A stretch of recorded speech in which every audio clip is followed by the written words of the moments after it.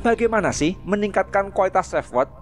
Apa dengan bersikap jangan mau kalah, tidak mengenal mengalah, lawan siapa saja yang menyinggung diri Anda? Itu mah namanya angkuh dan sombong diri. Apalagi kalau Anda masih jadi orang lemah, berkarakter begitu ya Anda akan digilas sekalian. Meningkatkan kualitas self-worth, ya Anda bekerja keras menempa diri agar Anda bisa tunjukkan prestasi-prestasi hidup. Saat Anda sudah punya jejak prestasi, di situ Anda akan sadar betapa berharganya diri Anda. Pendapat Anda, kebaikan Anda, keputusan Anda, kebijaksanaan Anda, dan semua yang terhubung dengan Anda menjadi sesuatu yang sangat berharga bagi diri Anda. Dan orang lain pun mutlak harus menghargainya pula. Tarikan rezeki terhubung erat dengan kualitas self-worth.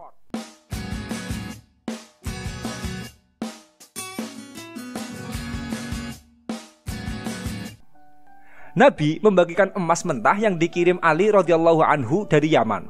Emas itu dibagikan kepada 4 orang, yaitu Uyainah ibni Badr, Aqra ibni Habis, Zaid al-Khail, dan Al-Aqamah ibnu Ulathah atau Amir ibnu Tufail. Lalu salah seorang sahabat memprotes, kami lebih pantas menerimanya ketimbang mereka. Ucapan ini sampai kepada Nabi dan beliau berkata, apa kalian tidak mempercayaiku padahal aku ini kepercayaan langit yang mendatangiku dengan kabar atau dengan wahyu tiap pagi dan petang. Kemudian berdiri seorang laki-laki yang matanya cekung, menonjol pipi dan dahinya, lebat jenggotnya, plontos kepalanya dan cingkrang celananya. Dan laki-laki ini berkata, "Hai Rasulullah, takutlah kepada Allah, takwalah engkau kepada Allah." Nabi menjawab, "Celaka, bukankah aku ini penduduk bumi yang paling berhak untuk takut kepada Allah?" Lelaki itu berpaling dan Khalid ibnu Walid berkata, "Wahai Rasulullah, izinkan aku menikam lehernya." Nabi menjawab, "Jangan, barangkali dia orang yang sholat." Khalid menukas, banyak sekali orang sholat yang mengucap sesuatu yang berbeda dengan hatinya. Nabi berkata, sungguh aku tidak diperintah untuk menyelidiki hati manusia dan membedah isi perutnya. Nabi kemudian menatap lelaki itu yang menyingkir dan berkata, sungguh akan keluar dari jenis laki-laki ini suatu kaum yang lancar membaca kitabullah tetapi tidak sampai ke kerongkongannya. Mereka keluar dari agama seperti keluarnya anak panah dari busurnya. Abu Sa'id Al-Khudri mendengar samar-samar Rasulullah berkata, jika aku jumpai mereka, akan aku perangi mereka seperti memerangi kaum Tsamud. Riwayat ini muttafaq alaih, tercantum dalam kitab Sahih Bukhari, Kitabul Maghazi, dan Sahih Muslim dalam bab Kitabuz Zakat. Anda amati kemampuan Nabi SAW dalam menjaga self-worth. Beliau dengan tegas menjawab ketika disangkal seseorang yang protes dengan pembagian emas dari Yaman. Apa kalian tidak mempercayaiku padahal aku ini kepercayaan langit yang mendatangiku dengan kabar atau dengan wahyu pada tiap pagi dan petang? Disangkal lagi. Nabi disuruh bertakwa. Nabi SAW menunjukkan ketersinggungannya dan menggertak, celaka, bukankah aku ini penduduk bumi yang paling berhak untuk takut kepada Allah? Saya mengamati, beberapa kali saya alami konflik baik dengan orang lemah dan orang kaya. Ternyata ada perbedaan menonjol di antara keduanya. Orang lemah dengan mudah mengalah dan menerima, tapi orang kaya mampu tunjukkan ketidakterimaan dan ketersinggungan. Perlawanannya lumayan alot. Self-worth tidak asing lagi dalam ilmu psikologi. Self-worth merupakan pengetahuan mendalam bahwa diri kita berharga dan dapat dicintai, diperlakukan untuk kehidupan ini, serta diri kita bermakna. Menurunnya self-worth ini kerap dialami setelah kehilangan, seperti setelah putus cinta, berpisah dengan pasangan, kehilangan seseorang, maupun kehilangan pekerjaan dan hal-hal yang merugikan lainnya. Rasa rendah diri yang menetap dan berlebihan dapat diakibatkan oleh prestasi yang buruk, oleh depresi dan tindak kejahatan. Kemiskinan tentu diakibatkan prestasi kehidupan material yang buruk sehingga tidak mampu tunjukkan kegagahannya di alam kehidupan.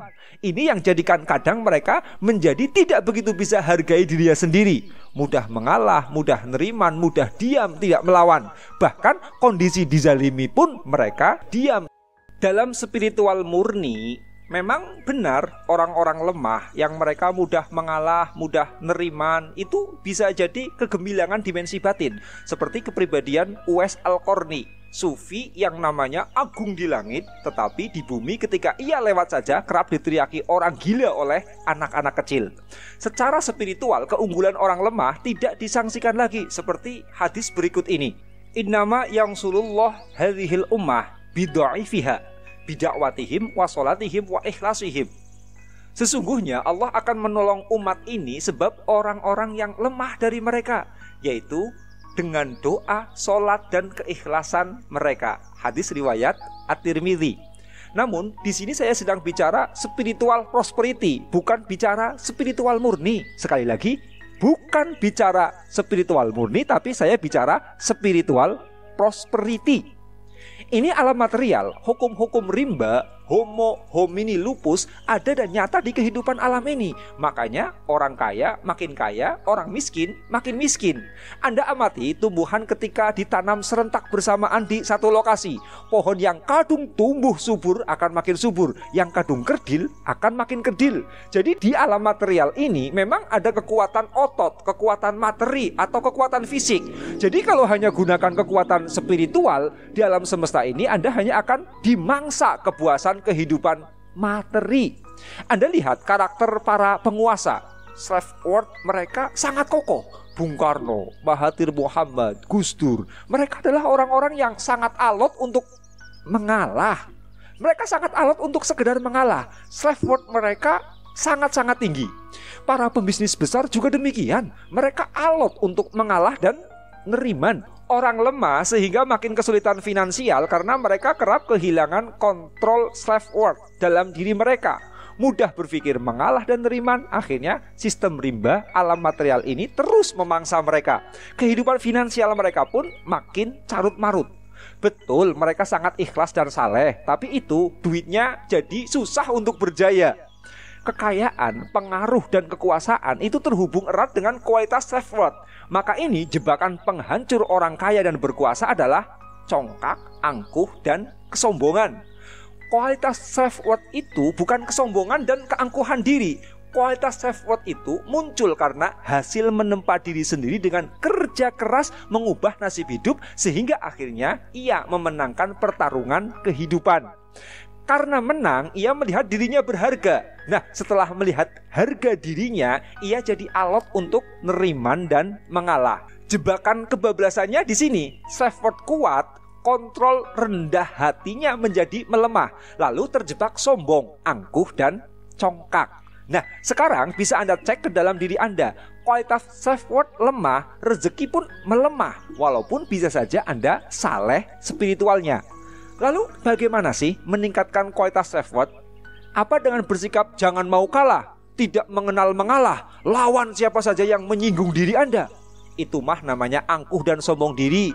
Apalagi kalau Anda masih jadi orang lemah, berkarakter begitu ya Anda akan digilas sekalian. Meningkatkan kualitas slave world, ya Anda bekerja keras menempa diri agar Anda bisa tunjukkan prestasi-prestasi hidup. Saat Anda sudah punya jejak prestasi, di situ Anda akan sadar betapa berharganya diri Anda.